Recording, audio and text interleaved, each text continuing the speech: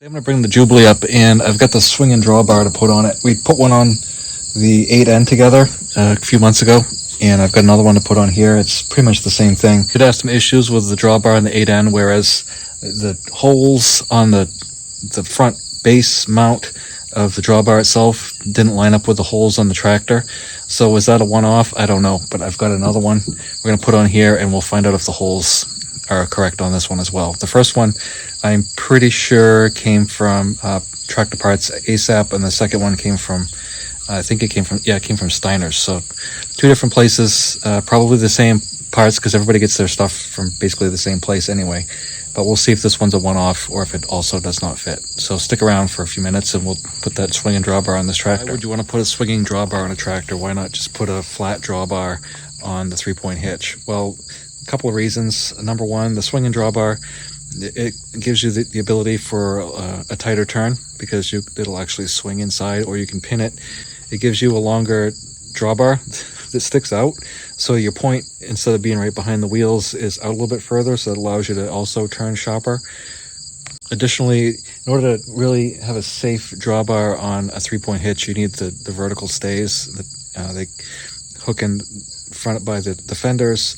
There's some bars that come out, and then there's also two that take the place of the top link that come down, and that will ensure that your drawbar doesn't come flying upwards if you hit the brakes or if you stop quick. The problem with 3-point hitches is that they don't have pressure down. They have pressure up, but not pressure down. So they're hydraulic up and gravity down, which is why you've got that rate of drop flow under your seat on the new tractors. But what that doesn't allow is for the drawbar to stay fixed. So what happens is if you hit the brakes or hit an obstruction or something, your drawbar will raise up like this, and it will throw off your center of gravity, and it can cause a really serious mishap. So I prefer actually anchored drawbars unless I'm doing something that specifically would require to have it there, like hooking a planter on a toolbar or something like that. But as far as like towed implements go, there's nothing that beats a regular drawbar. So let's go put that on this tractor. All right, so the aftermarket swinging drawbar, and so you can see what I'm worried about is, even though the aftermarket swinging drawbar came from yesterday's tractors, which I think is like Parts ASAP or something like that, the last one on the 8N did not go well. I had to fabricate something to fit. So I got this giant block of metal here, which somebody, they did a fairly decent job, I guess, in making something, but it's too short. So you can see what this is coming off. It's just this big hunk of iron. The first thing I want to do is want to see how well that fits on there. Some people have had issues with it not fitting correctly. Let's see. Not sure yet. We're just going to lightly put this in anyway. Some people have said they had to take hunks out. The 8N, it went on okay. They matched up pretty decent. It looks like they're going to go on all right. So it's not just a one-off. Yeah, that one doesn't fit either. It's off 1/4 of an inch. So I'm going to have to make those holes bigger. I'm going to have to egg it out, which, it's 1/2-inch steel, so it's not like it's really fun. So I'm going to go ahead and get the grinder out and make the hole bigger. That's the best I can do. So I'll be back.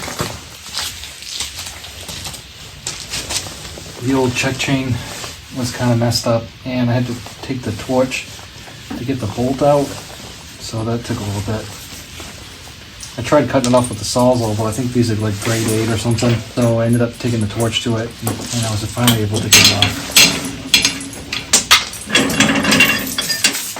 Never sees on it. I put never sees on everything, so in the event that I need to take it off, it's not an impossibility like it was this last time. And I never sees on there.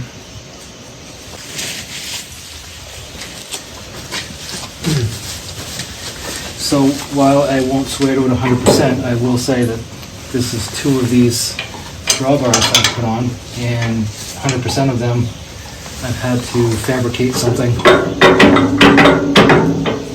to make them fit.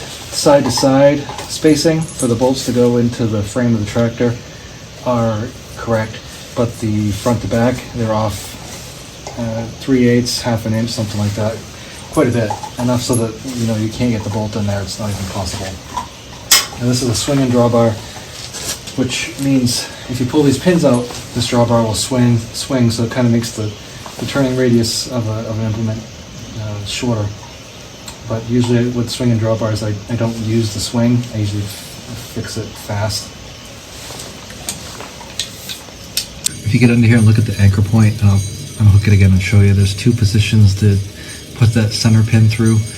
And if you go to the front one, then when you have your drawbar, it looks like here you can see here's the anchor pin, and then here's another hole here. And you can even push it into this one. The problem is, once you put your pin in, there's no way to change it later on without taking these bolts out, because this pin doesn't pop up here far enough to move this. So you have to pretty much decide where you're going to be and then bolt it on. And like I said, this bolt and the one on the opposite side, these two, let's see, these two bolts side to side were fine, but front to back was off. So I had to grind down and make this hole bigger on both sides of this here on the front in order for this to work. The hitch pin that came with this, I threw it out. It's kind of garbage, and it doesn't do any good to even take it out because it's not going to come out. But I'm going to go ahead and take these bolts out here and here, and on the other side, drop this down for a second and slide this ahead, and then I think we'll be in business again. Now we've got the room, the clearance to get by. And when you look under here, if you go too many holes ahead, you can see that one, you'll end up blocking your drain because there's another drain plug right there. So we don't want to block that. And no, I have not painted the underneath of this tractor yet. Need to take it out and power wash it with degreaser again before I do that. So it wasn't important to get under here yet, but obviously it needs to be done. Appreciate you watching another episode of getting this Jubilee put back together, and I hope to see you next time when I do some more on it. Thanks for watching.